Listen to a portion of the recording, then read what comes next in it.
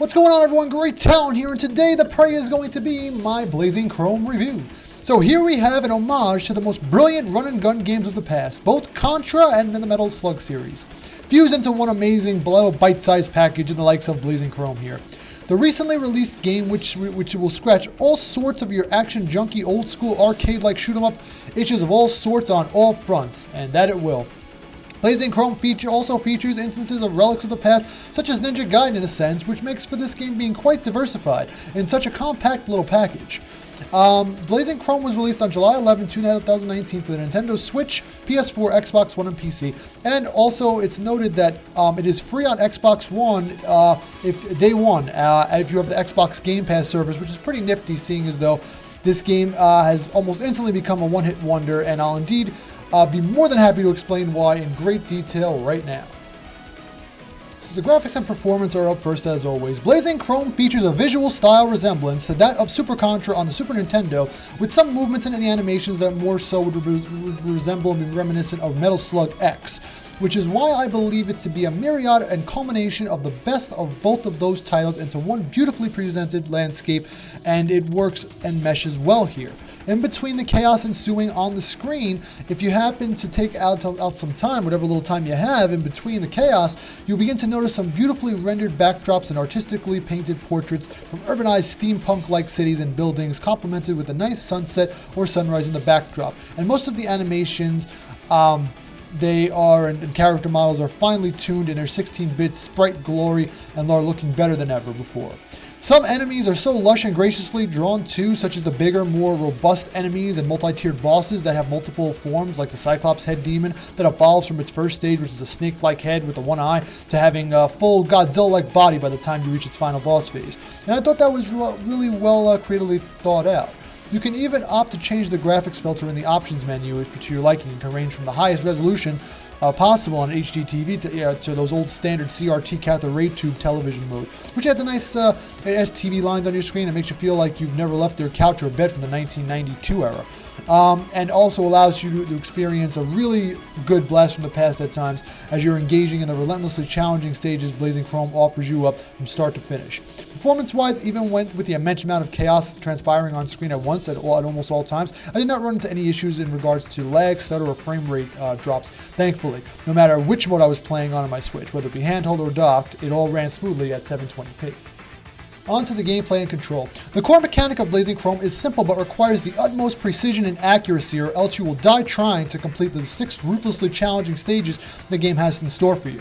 If anyone has ever played a Contra or Metal Slug game, then you know what you're in for right here from the start. But if not, allow me to elaborate and describe Blazing Chrome's gameplay as being a run-and-gun shooter, meaning you play in a third-person perspective from a side scroll from left to right or right to left if you unlock mirror mode after beating the game, while armed with all kinds of guns ranging from machine guns to laser beams, even a pink lightsaber-like dildo thing, and to a grenade launcher.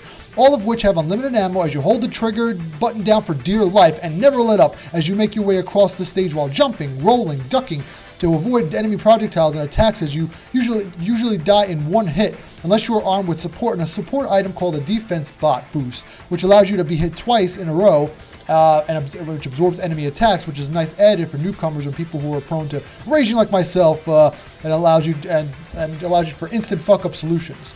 In addition to guns, you're also equipped with a melee attack option for those close-up and personal enemies who use melee attacks as opposed to firing projectile weapons, which I thought was a really nice addition and a get-out-of-jail escape card if a foe got too close for comfort.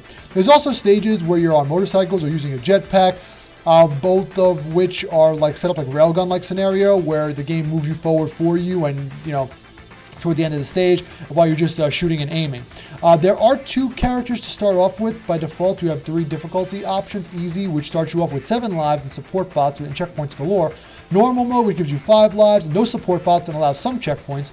The hardcore mode, which only gives you 3 lives, no support items, no checkpoints at all, and if you run out of lives, you have to start the game from the first stage, even if you're on the last stage. So quite simply, fuck that mode in its entirety. That's for only the not faint of heart.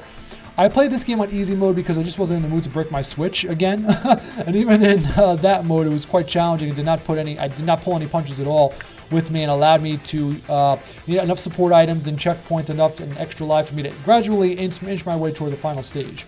The stage structure is set up and broken down into about three subsections per stage, each corresponding with a checkpoint if you're playing on easy or normal mode. And there was a mini boss at the main, right before the main boss at the end of each stage, adding to the intensity of the battle. You can have a buddy join you too in couch co-op mode with a second controller to help speed things up or to ease the punishment being single-handedly delivered to you until those final credits roll.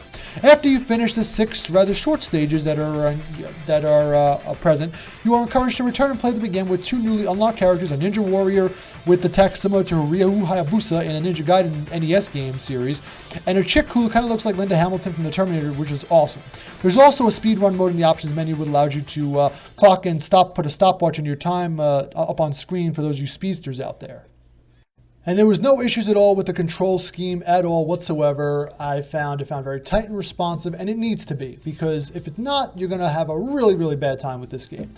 So that is the gameplay control section. Moving along to the story, narrative, and campaign. Oh, what little there is of it. Story, narrative, and campaign. I mean, there really isn't much to the story here. In an opening cinematic, there's a brief description as to what's going on, which is the machines, Terminators, have taken control by an unknown force, Skynet, and the human race is all but exterminated, and it's up to a group of soldiers to stop their dominance over humankind, where you are then be set on a string of missions to uncover the machine's secret base and take down their mainframe to end their reign.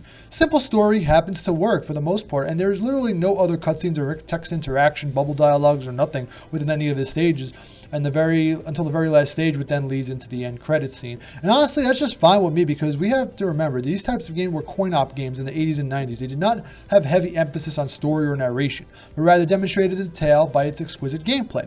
And Blazing Chrome does so quite poetically here, if I do say so myself.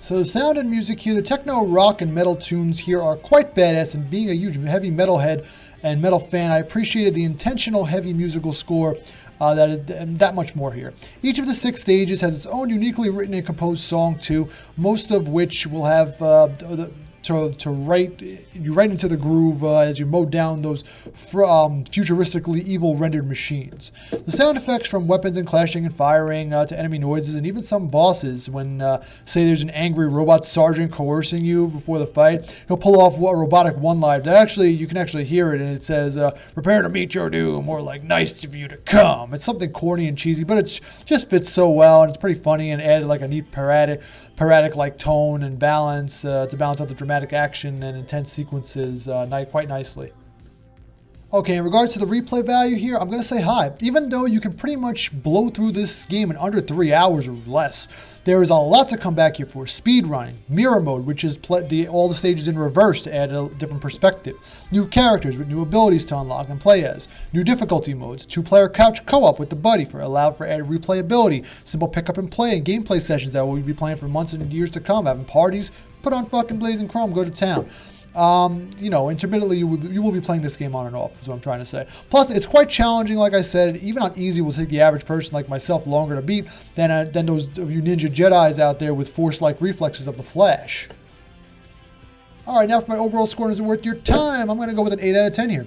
Blazing Chrome is more than a worthy spiritual successor and love letter to the Contra and Metal Slug genre of run-and-gun style action 2D side-scrolling games, and is a great yet challenging experience all around. The only cons I could find or point out is that the game might just be too difficult for some, because even on easy mode, the game will hand you your ass. Trust me, it will. And the price of the game is a little bit too steep to what I imagine a quick run and gun in and out game like this should be. It's close to $20. It's like $18 to be precise, unless you have Game Pass and it's included for free in that service. But $20 price tag on this game, it could be done within a few hours. I mean, kind of. I mean, and even though it's high replay value is what it banks on. But I honestly really didn't mind shelling out the cash for this game, the almost cool 20 for this game, because it indeed is the best Contra-like game you will play this 21st century. And sure as hell better than whatever the hell Konami's new Contra Rogue Corps is shaping up to be. I mean, Blazing Chrome is one part Contra, another part Metal Slug with a dash and hint of Ninja Gaiden in there, and then that post game for the and most parts awesome. So with that being said, that's my review of Blazing Chrome. Let me know what you guys think in the comments below. Will you ever check out this game? Are you interested in this game? Why not? Drop a comment below, and don't forget to like and subscribe for more. Thanks again for always stopping by. I appreciate your time and everything. So have a great day, and I will catch you on the next one.